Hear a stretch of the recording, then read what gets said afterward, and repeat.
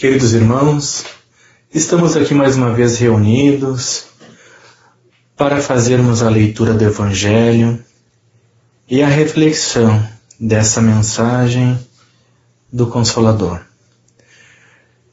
Rogamos a Deus, a Jesus, a falange de amigos, abnegados, aos nossos mentores, que a partir deste momento possam nos acompanhar, nos inspirar, e que esta mensagem, este momento, nos sirva como instrumento de força, de coragem e fé.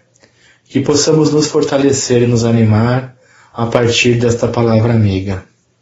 E que os fluidos benéficos produzidos através desta conexão coletiva possam penetrar nas mentes e nos corações de todos os irmãos a nós conectados com seus pensamentos, unidos ao Altíssimo, a Jesus, em especial aqueles que neste instante se encontram mais carentes de uma palavra amiga, carentes de um consolo, carentes de um sinal de esperança, um sinal de ânimo. Que assim seja. Meus irmãos, então, desta vez, dando sequência à leitura do Evangelho, coube-nos a leitura e reflexão dos itens 4 e 5 do capítulo 5, Bem-aventurados os aflitos, causas atuais das aflições. As vicissitudes da vida são de duas espécies, ou, se assim se quer, de duas fontes bem diferentes, que importa distinguir. Umas têm causa na vida presente, outras fora dela. Remontando à fonte dos mares terrestres, se reconhecerá que muitos são a consequência natural do caráter e da conduta daqueles que os suportam. Quantos homens tombam por suas próprias faltas, quantos são vítimas de sua imprevidência, de seu orgulho e de sua ambição. Quantas pessoas arruinadas por falta de ordem, de perseverança, por má conduta ou por não terem limitado seus desejos.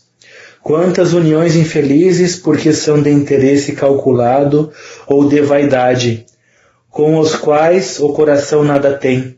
Quantas dissensões e querelas funestas se teria podido evitar com mais moderação e menos suscetibilidade. Quantos males e enfermidades são a consequência da intemperança e dos excessos de todos os gêneros. Quantos pais são infelizes com seus filhos, porque não combateram suas más tendências no princípio. Por fraqueza ou indiferença, deixaram se desenvolver neles os germes do orgulho, do egoísmo e da tola vaidade que secam o coração. Depois, mais tarde, recolhendo o que semearam, espantam-se e se afligem pela sua falta de respeito e ingratidão. Que todos aqueles que são atingidos no coração pelas vicissitudes e decepções da vida interroguem friamente sua consciência, que remontem progressivamente à fonte dos males que os afligem, verão se os mais frequentemente não podem dizer: se eu tivesse ou não tivesse feito tal coisa, eu não estaria em tal situação. A quem, pois, culpar de todas as suas aflições, senão a si mesmo? O homem é, assim, num grande número de casos, o artífice dos seus próprios infortúnios, mas, ao invés de o reconhecer, ele acha mais simples, menos humilhante para a sua vaidade, acusar a sorte, a providência, a chance desfavorável, sua má estrela, enquanto que sua má estrela está na sua incúria. Os males dessa natureza formam seguramente um notável contingente nas vicissitudes da vida. O homem os evitará quando trabalhar para seu aprimoramento moral, tanto quanto para o seu aprimoramento intelectual. A lei humana alcança certas faltas e as pune. O condenado pode, pois, dizer-se que suporta a consequência do que fez, mas a lei não alcança e não pode alcançar todas as faltas. Ela atinge mais especialmente aquelas que prejudicam a sociedade, e não aquelas que não prejudicam, senão aqueles que as cometem. Mas Deus quer o progresso de todas as suas criaturas. Por isso, Ele não deixa impune nenhum desvio do caminho reto. Há uma só falta, por pequena que seja, uma só infração à sua lei, que não tenha consequências forçadas e inevitáveis, mais ou menos tristes. De onde se segue que, nas pequenas como nas grandes coisas, o homem é sempre punido pelo que pecou. Os sofrimentos que lhe são a consequência são para ele uma advertência de que errou. Eles lhe dão a experiência, fazendo-o sentir a diferença entre o bem e o mal, e a necessidade de se melhorar para evitar, no futuro, o que lhe foi uma fonte de desgosto. Sem isso, não teria nenhum motivo para se emendar, e confiando na impunidade, retardaria seu adiantamento e, por conseguinte, sua felicidade futura. Mas a experiência algumas vezes vem um pouco tarde, quando a vida foi dissipada e perturbada, as forças desgastadas, e quando o mal não tem mais remédio, então o homem se põe a dizer: se no início da vida eu soubesse o que sei agora, tantas faltas teria evitado. Se fosse recomeçar, eu faria tudo de outro modo. Mas não há mais tempo. Como o obreiro preguiçoso diz: eu perdi minha jornada, ele também se diz: eu perdi minha vida. Mas da mesma forma que para o obreiro o sol se ergue no dia seguinte e uma nova jornada começa, permitindo-lhe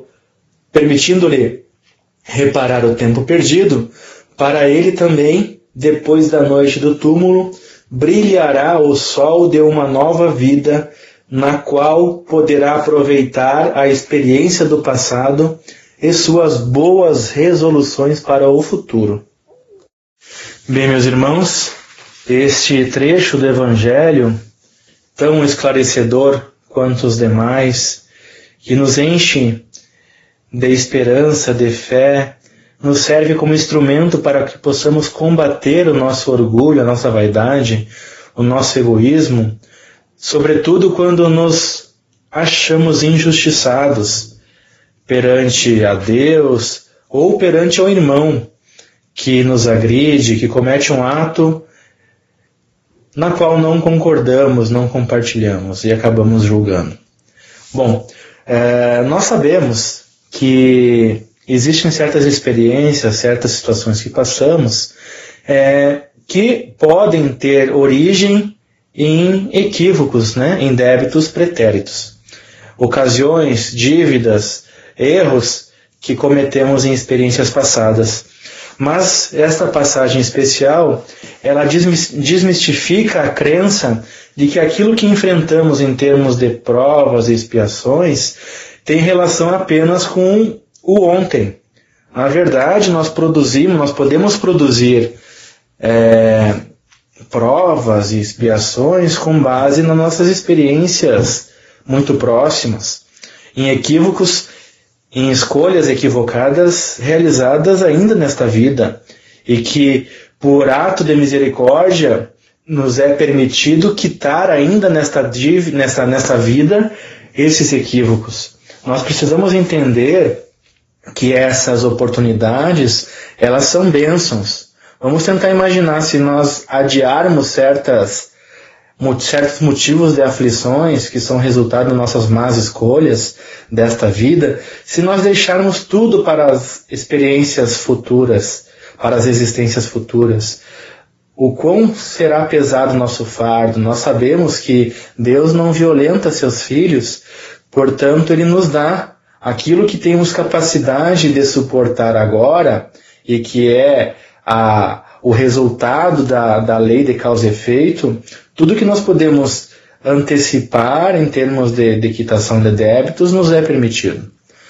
Mas, ao falarmos sobre esse trecho, meus irmãos, não tem como refletirmos, aproveitarmos aí essa questão da pandemia, essa experiência que já estamos carregando há alguns meses, alguns anos aí, e buscar refletir, tomarmos uma lição acerca disso. Nós sabemos que o advento da pandemia, pode ter relação com questões kármicas, nossas dívidas em existências passadas, e que agora ocorre esse resgate coletivo. Mas nós não podemos nos precipitar em achar que o que está ocorrendo é apenas o advento da pandemia. As pessoas, elas se afligem, elas recebem as suas oportunidades e escolhem as suas aflições, escolhem sofrer, escolhem cair na lamentação ou buscar inspiração, fortalecimento. Isso é tudo uma questão de escolha, mas as oportunidades são individuais. Cada um escolhe lidar de uma forma de acordo com as suas experiências. E junto com a experiência coletiva, essas privações que estamos sendo submetidos coletivamente, existem algumas privações que são particulares. Enquanto nós, que nos lamentamos às vezes por não conseguirmos sair de casa em determinados horários, por nessa restrição de visitas, familiares, pessoas, enquanto nós nos afligirmos por não conseguirmos usufruir dessas experiências, há irmãos que, em razão disso, estão passando fome, privações, perdendo seus empregos, o seu sustento. Há irmãos que se encontram em situação de miserabilidade, em situações muito mais complexas do que a nossa. Então, cada irmão vai ter o seu rol de experiências e de forma, claro que nós não podemos agir com indiferença, usar esse argumento para a indiferença, para não estender a mão, para não fazer a nossa parte no sentido da caridade, no sentido das virtudes que Deus faz com que a gente desenvolva, mas nós temos que entender que cada irmão ele vai receber também o conjunto de situações que lhe afligem de acordo com as suas escolhas também nesta vida. Nem tudo, meus irmãos, vai ficar para a experiência seguinte. E nós podemos acreditar e devemos acreditar que tudo que nós passamos, por mais triste, por mais sofrimento que cause aos nossos olhos, sobretudo quando a gente busca enxergar com os olhos da carne, tudo isso a gente pode escolher sofrer de uma forma diferente. Nos inspiremos em Jesus, na maneira que Ele viveu, no legado vivido por Ele e o seu exemplo deixado por nós. Ele viveu o que Ele viveu para que a gente possa entender sua mensagem, não foi em vão. Então esse texto ele é um convite para que a gente compreenda que tudo que a gente sofre hoje nos liberta de tormentos futuros. O elemento chave dessa mensagem é sobre isso. Todos os tormentos que nós sofremos hoje, se nós aprendermos efetivamente com esses tormentos, além da quitação do débito, ocorrer um aprendizado efetivo, nós estaremos libertos desses tormentos futuramente. Não há necessidade. Nós não podemos crer num Deus sádico que nos pune, de acordo com a interpretação de uns, a punição, né, não no sentido de castigo, mas no sentido de educandário, não nos pune por uma questão sarcástica. É tudo como um ato de amor. E ele não violenta seus filhos. Nós só recebemos aquilo que nós temos condições de experimentar e crescer. E para contribuir um pouco, meus irmãos, com esta reflexão, eu quero ler a vocês, aqui compartilhar com vocês, um trecho do livro Colheita do Bem, do professor Arthur Joviano, que é o espírito Neio Lúcio, lá no capítulo A Vida na Terra é um Aprendizado. Então eu vou ler esse capítulo desse livro, tá, meus irmãos? Meu caro Rômulo, Deus abençoe a vocês todos. Estamos muito satisfeitos com a visita dos nossos irmãos Sintra ao nosso grupo e formulamos votos ao Senhor para que regressem reconfortados à luta benéfica em que se acham empenhados. Nossos amigos que os acompanham solicitam a colaboração de nossa célula de trabalho espiritual e, falando por vocês, prometo que o nosso concurso nas orações será constante até que os vejamos de energias restauradas como se faz preciso. A vida na Terra é um aprendizado de grandes proporções. Cada família é uma embarcação povoada de tripulantes diversos. É imprescindível saibamos enfrentar as tempestades de ânimo sereno para que possamos alcançar o porto da paz. Achamo-nos muito esperançosos com o tratamento que você vai ministrando à irmã enferma em Pedro Leopoldo, com a atuação de suas forças. Já nos encontramos naturalmente tranquilos pela posição satisfatória do concurso em continuidade das melhoras. Aconselhamos os passes no lar até sexta-feira próxima, quando então, se a jovem senhora sobreviver, cooperaremos na organização de um programa de serviço. Boa noite para todos, com os meus sinceros votos de muita paz e bem-estar. Desejando-lhes a bênção do Mestre Divino em todos os passos da jornada terrestre. Sou o papai muito amigo de sempre. Bem, meus irmãos, esse livro, A Colheita do Bem, ele foi psicografado por Chico, um dos primeiros. Ele é organizado, são mensagens passadas por esse benfeitor espiritual, que foi o chefe do Chico lá na Fazenda Modelo, onde ele trabalhava no início da sua tarefa mediúnica, intensidade. E aí o pai do chefe do Chico, que é o Arthur Joviano, o pai dele, o filho do Arthur Joviano, tá? Passava essas mensagens através do Chico. E nós podemos, se a gente parar para pensar, quando a gente está vivendo as nossas aflições, estamos nos sentidos aflitos, será que nossos mentores, a nossa família espiritual não está tentando, através da intuição, nos consolar da mesma forma? Será que a gente não ao elevar o nosso pensamento a Jesus, ele não está nos retribuindo com as mesmas palavras de carinho, de esperança e consolo? O que acontece é que às vezes, tomados por rebeldia, por sentimentos de lamentação, nós não acessamos essas mensagens maravilhosas. Mas aí o problema está em nós e não nesses espíritos. Meus irmãos, então, nesse momento, agradecendo por essa oportunidade, rogamos a Deus, a Jesus, a Falange de Amigos mais uma vez, que possam nos amparar, não somente a nós, mas aqueles irmãos que se encontram em situações aonde estiverem, precisando de um apoio, de um auxílio.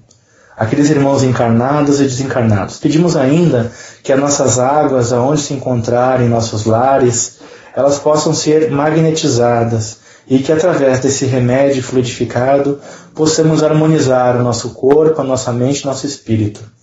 Agradecemos mais uma vez por essa oportunidade, desejamos a todos uma boa noite e que assim seja.